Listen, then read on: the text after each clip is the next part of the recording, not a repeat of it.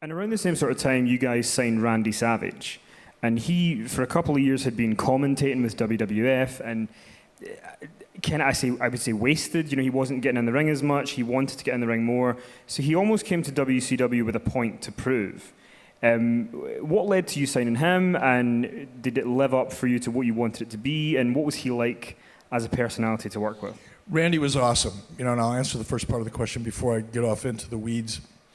You know, Randy was, as you pointed out, Randy, Vince McMahon, I don't want to speak for him, but as the story was told to me by Randy, Vince McMahon didn't see Randy Savage as an in-ring competitor anymore. He thought he was too old, thought the character was tired, and wanted Randy to be a color commentator. Well, Randy was a very, very competitive person in every way you can imagine.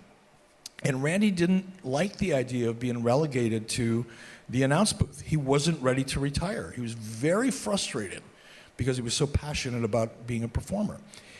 And that's what led to Randy contacting me, much opposite of the narrative that's out there. I wasn't knocking on everybody's door trying to steal people from WWE. They came to me. I didn't go to them.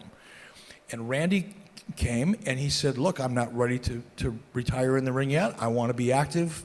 Do you see a role? Well, Hulk Hogan was the person that brought us together, really. And I thought, what the hell? Let's give that a try. But here's the good news. The good news was Randy Savage was sponsored, for the most part, by Slim Jim at the time. And when Randy Savage came over to WCW, his Slim Jim sponsorship came with him.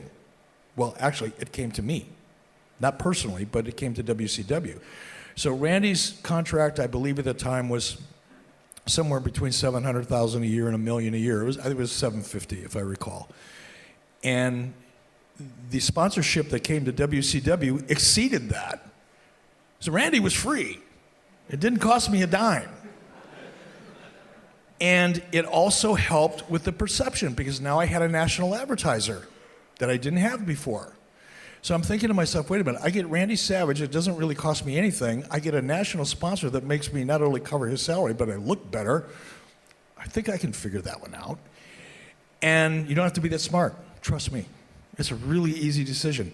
And when Randy got in, he was a dream to work with. He was intense, he was a little unpredictable. He was an artist. No different than a rock star, no different than an actor, no different than probably a concert violinist at times, who become very protective and difficult to work with because they're passionate. Because without the passion, you can't get to that level. And if you have that passion, you're going to be a pain in the ass. Every once in a while, yeah, things are going to get tough.